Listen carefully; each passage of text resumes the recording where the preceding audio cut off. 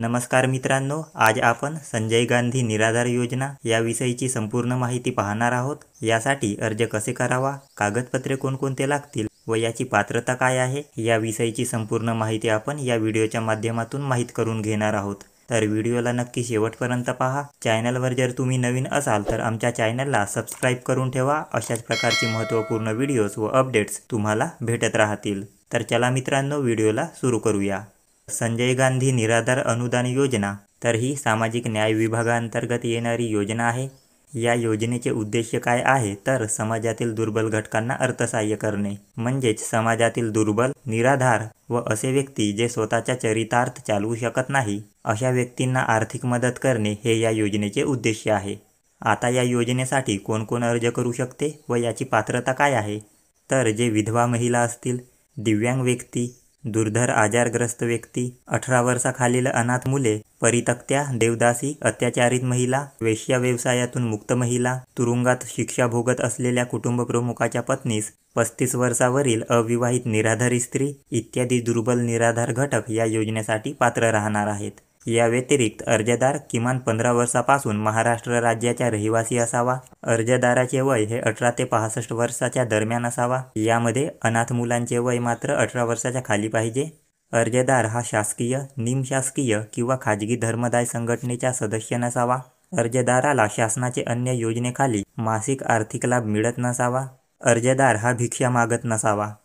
आता या योजनेसाठी कागदपत्रे जर आपण पाहिलो तर विहित नमुन्यातील अर्ज तुम्हाला लागणार आहे, याविषयी पुढे आपण पाहणारच आहोत।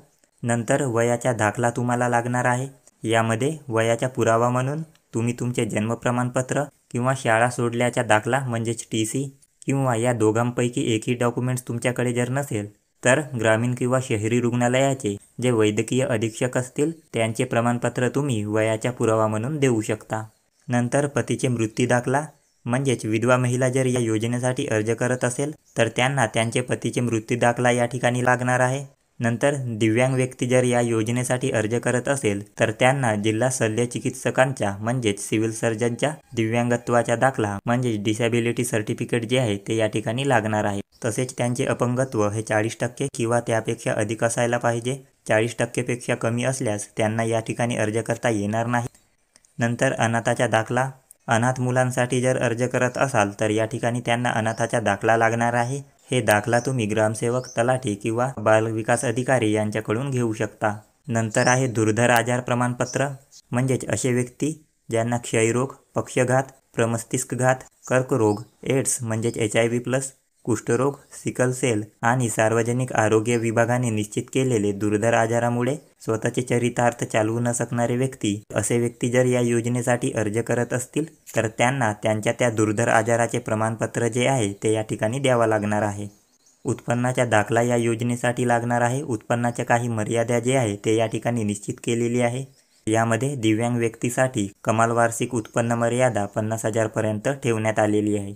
म्हणजेच दिव्यांग व्यक्तींना जास्तीत जास्त 50,000 पर्यंतचे उत्पन्नाचा दाखला या ठिकाणी द्यावा लागणार आहे।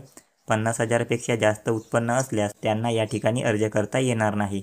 तसेच दिव्यांग व्यतिरिक्त इतर सर्व लाभार्थ्यांकरिता कमाल वार्षिक उत्पन्न मर्यादा हे 21,000 पर्यंत ठेवण्यात आलेली आहे। म्हणजेच इतर सर्व लाभार्थ्यांना जास्तीत जास्त 21,000 पर्यंतचे उत्पन्न दाखला जे आहे ते द्यायचे आहे। त्यापेक्षा जास्त उत्पन्न असल्यास या योजनेसाठी अर्ज करता येणार नाही।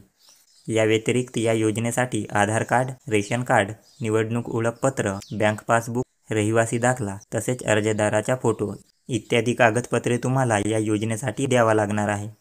आता अर्ज व कागदपत्रांविषयी थोडी माहिती पाहून घेऊया। तर अशा प्रकारचे हे अर्ज आहे, यामध्ये तुम्हाला तुमची संपूर्ण माहिती भरून घ्यायची आहे। नंतर अशा प्रकारचे हे रहिवासी दाखला आहे, हे तुम्हाला ग्रामसेवक किंवा तलाठी यांच्याकडून लिहून घेऊन त्यांची सही व शिक्का घ्यायचे आहे।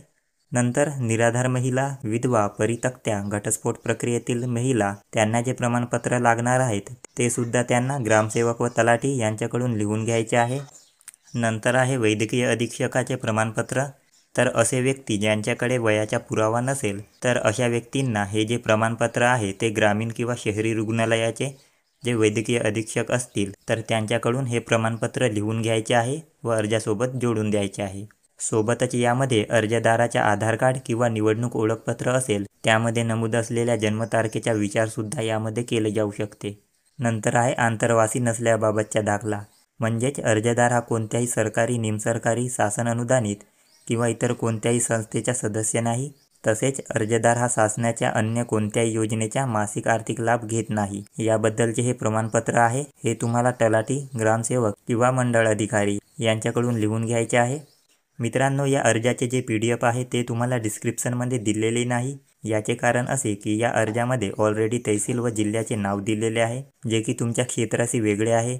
यामुळे तुम्हाला प्रॉब्लेम होऊ शकतो. तुम्हाला जर हे अर्ज पाहिजे असेल तर हे अर्ज तुम्हाला झेरॉक्स सेंटरवर उपलब्ध होऊन जाईल. तुम्ही तेथून घेऊ शकता.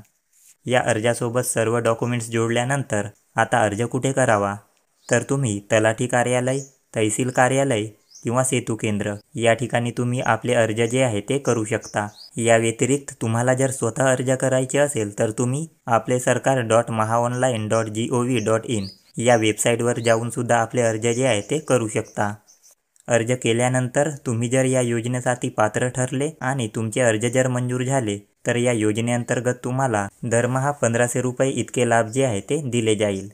तर अशा प्रकारची ही माहिती होती. याविषयी तुमचे जर काही प्रश्न असतील तर ते तुम्ही कमेंट सेक्शनमध्ये विचारू शकता. शक्यतो तुमचे प्रश्नाचे उत्तर देण्याचा प्रयत्न केले जाईल. व्हिडिओ जर तुम्हाला आवडला असेल तर व्हिडिओला लाईक करा, चॅनलला सबस्क्राईब करा व हा व्हिडिओ आपल्या मित्रांना नक्की शेअर करा. पुन्हा भेटूया नवीन एका माहितीसह. तोपर्यंत जय हिंद, जय महाराष्ट्र.